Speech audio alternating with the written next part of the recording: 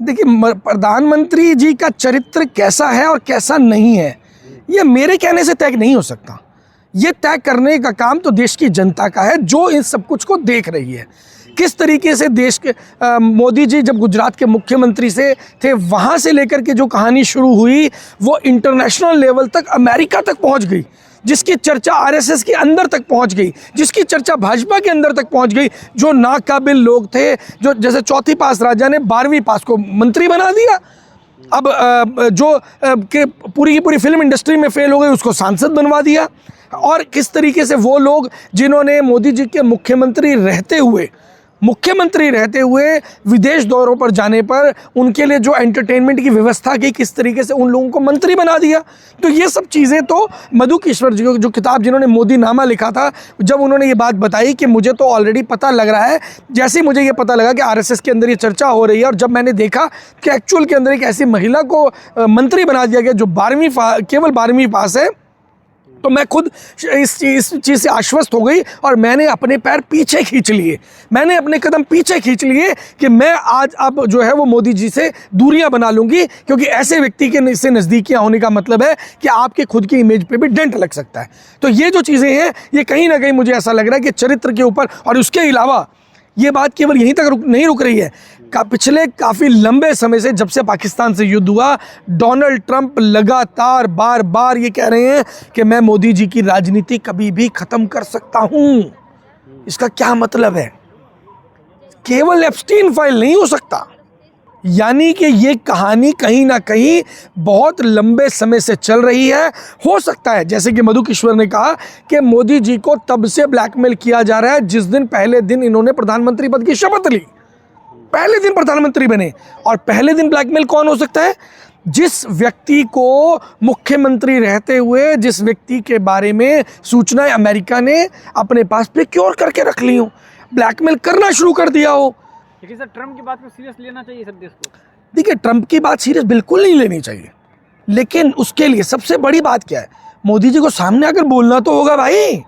अगर आप ये स्वीकार ही नहीं करोगे, आप ये बोलोगे ही नहीं कि ट्रंप गलत बोल रहा है, आप बोलो ना ट्रंप को कि जा, तेरे जैसे बहुत देखे हैं हमने, कर दियो किसकी राजनीति खत्म करेगा, तू सच बोल के तो दिखा। और अगर मोदी जी सच्चे हैं, मोदी जी ने कुछ ऐसा नहीं किया है, कोई ऐसा गलत काम नहीं किया है, तो तुरंत आकर के ट्रंप को जवाब देना होगा।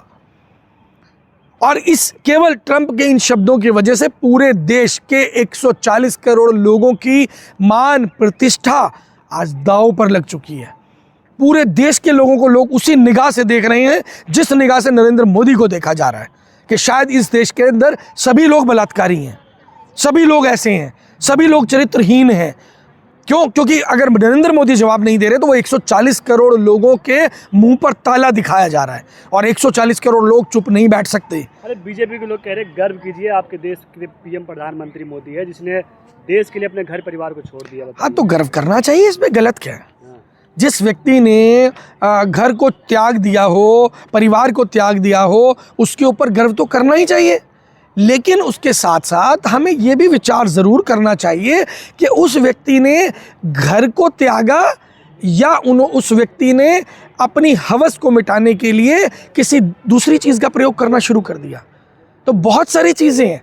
त्याग का मतलब क्या है? त्याग का मतलब बहुत बड़ा होता है। त्याग का मतलब समर्पण होता है। त्याग का मतलब अपने आप को सरेंडर करना होता है। त्याग का मतलब किसी चीज़ को के प्रति डेडिकेशन होता है। देश के प्रति डेडिकेशन हो गया, समर्पण हो गया, वो सब चीज़ें बहुत ज़रूरी होती हैं। लेकिन अगर आज की हम बात करें तो वो जो समर्पण कर रहे हैं वो डोनाल्ड ट्रंप के कहने से समर्पण कर रहे हैं। वो अब डोनाल्ड ट्रंप बोलेगा आप तेल रशिया से मत खरीदो, कह रहे हम तेल नहीं खरीदेंगे जी। अच्छा, डोनाल्ड ट्रंप ने आप तेल खरीदो, अच्छा सर हम तेल खरीद लेते हैं जी। अच्छा, पाकिस्तान से लड़ाई बंद करो, अच्छा सर हम तो लड़ाई बंद कर देते हैं जी। ईरान से चाबार पोर्ट छोड़ दो, अच्छा सर हम चाबार पोर्ट छोड़ देते हैं जी। अरे भाई, इतना डर, इतना डर तो किसी को अपने बाप से भी नहीं लगता। ऐसा क्या है मोदी जी, ऐसा क्या दे दिया आपने डोनाल्ड ट्रंप के हाथ में कि आज आप पूरी तरह कि जैसे वो दिखाते ना कि आप नतमस्तक हो रहे होते, कहीं जी मंदिर में लेटे होते हैं। मुझे लग रहा है कि डोनाल्ड ट्रंप के आगे पूरी तरह दंडवत प्रणाम कर रहे हैं। जब भी मैं आपका चेहरा देखता हूं तो मुझे यही दिखाई दे रहा होता है कि ये मोदी जी जो है वो लेटे हुए दंडवत, और डोनाल्ड ट्रंप जो है वो खड़ा हुआ है और वो इनसे दंडवत प्रणाम करवा करके तालियां बजा रहा है। अरे विश्व गुरु है प्रधानमंत्री मोदी जी भाई विश्व गुरु, बिल्कुल सही बोला आपने, विश्व गुरु है। क्योंकि कोई भी बंदा डोनाल्ड ट्रंप के सामने दंडवत प्रणाम नहीं कर सकता, और दंडवत प्रणाम करने में हम विश्व गुरु हैं, ये मैं मान सकता हूं। लेकिन 140 करोड़ देशवासियों को दंडवत प्रणाम डोनाल्ड ट्रंप के पैरों में करवाना, इसके खिलाफ हूं मैं उस देश से आता हूं, उस देश को फॉलो करता हूं जहां शहीद आजम भगत सिंह ने इस मिट्टी में जन्म लिया है। तो हमने सर कटाना सीखा है, सर झुकाना नहीं सीखा। जैसे दूसरे मुद्दे पे आते हैं कि जिस तरह